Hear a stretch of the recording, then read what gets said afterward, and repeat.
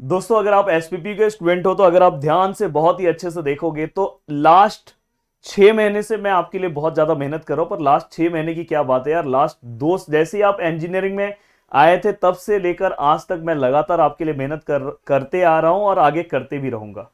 अब देखो इस वीडियो में मैं आपको बताने जा रहा हूं कि अब लास्ट मोमेंट क्या टिप्स होना चाहिए आपके पेपर के लिए, आपको क्या क्या चीजों पे ज्यादा फोकस करना चाहिए। तो देखो सबसे पहला पार्ट ये आता है क्विक रिवीजन। देखो अभी भी आपके पास टाइम है, जो भी आधा एक घंटा जो भी आपको टाइम मिले जब आप ट्रेवलिंग में हो, तो आप लास्ट टाइम पे एक बार रिवीजन करना मत भूलना। अगर आपने अभी तक जितना पढ़ लिया, अगर समझो आपने जितना भी पार्ट पढ़ा तो उसको एक बार याद से आपको रिवाइज कर लेना है। पहला ये पॉइंट नोट डाउन कर लो कि आपको रिवीजन करके जाना है, नहीं तो पेपर में आप बहुत सारी चीजें भूलते जाओगे, फिर मजा नहीं आएगा यार। बहुत सारी चीजें आधा अधूरा भूल जाओगे तो अच्छा नहीं लगेगा।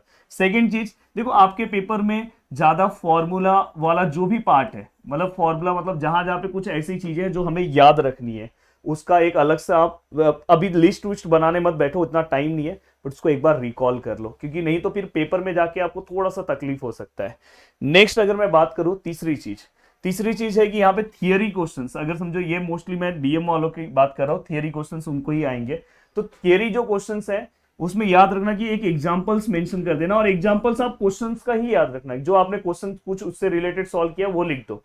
याद रखना कि बिना क्वेश्चंस के अगर आप थियरी क्वेश्चंस लिखोगे बिना एग्जांपल्स के तो आपको पूरे मार्क्स नहीं मिलेंगे, तो ये एक चीज ध्यान रखना। और नेक्स्ट उसके बाद दोस्तों क्वेश्चन पेपर सबसे ज्यादा इंपॉर्टेंट है। क्वेश्चन का चॉइस बहुत प्रॉपर रखना, कि आप जितना भी क्वेश्चन का आप चॉइस रखोगे, अगर आपका क्वेश्चन का चॉइस अगर आपने प्रॉपर नहीं रखा तो फिर दिक्कत हो जाएगा। तो आपका क्वेश्चन का चॉइस बहुत प्रॉपर होना चाहिए।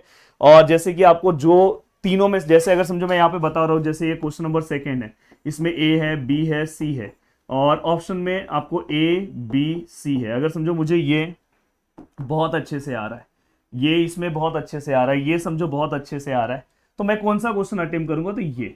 ऐसा नहीं कि पहले आप ये करो, पता चला ये आपको आ ही नहीं रहा है, फिर आपका टाइम वेस्ट जाएगा, फिर आप सोचोगे यार इसमें तो ये तीनों आता था, ये आधा अधूरा आता था। और जब अगर आप ये दोनों क्वेश्चन अटेम्प्ट कर रहे हो तो इसमें कुछ ना कुछ लिख के आना।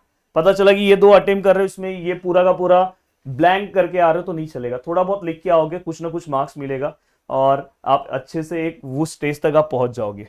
अब देखो दोस्तों यहाँ पे अगर आप ध्यान से देखोगे, अब नेक्स्ट पार्ट है आपका, अगर आपका सिलेबस 60 to 80% कवर है। अब देखो आपका एसपीपीयू का जो पैटर्न है वो क्या बोलता है कि आपका कोई यूनिट मिस नहीं होना चाहिए। जैसे अगर आपने 2 यूनिट नहीं किया, 1 यूनिट नहीं किया, पर अगर आपने कुछ यूनिट से कुछ टॉपिक्स नहीं किए तो भी आप बच जाओगे, सेफ साइड में बच जाओगे। इसलिए 60 to 80% अगर आपका सिलेबस रेडी है तो आपको बिल्कुल टेंशन नहीं लेना है, रिलैक्स होके जाओ, पूरा पेपर लिखने वाले हो। और अगर थोड़ा बहुत कम भी है तो भी टेंशन मत लो, देखो पेपर बस जाके लिख के आना। और लास्ट में मैं कुछ नहीं बोलना चाहता हूं, बस best of luck, all the best बोलना चाहता हूं। बहुत ही अच्छे से पेपर लिखना, और पेपर में एक बार पेपर लिख के उसके बाद एक बार रीचेक कर लेना। और पेपर जैसे ही आपका हो जाए, जब आप आओगे, हमारा जो हेल्पलाइन नंबर है 88 वाला 8806 ऐसा कुछ हेल्पलाइन नंबर है, डिटेल में डिस्क्रिप्शन में आप जाके देख लेना। प्लीज याद से उस पर अपना पेपर भेज देना, मुझे बहुत अच्छा लगेगा अगर आप भेजोगे, क्योंकि कल भी मैंने आपके लिए बहुत मेहनत किया था रात वाले लेक्चर्स में, अगर आपने देखा होगा लाइव लगातार मैंने लिया था। और ऑल द बेस्ट, अच्छे से पेपर लिखना। बाय बाय, जय हिंद दोस्तों।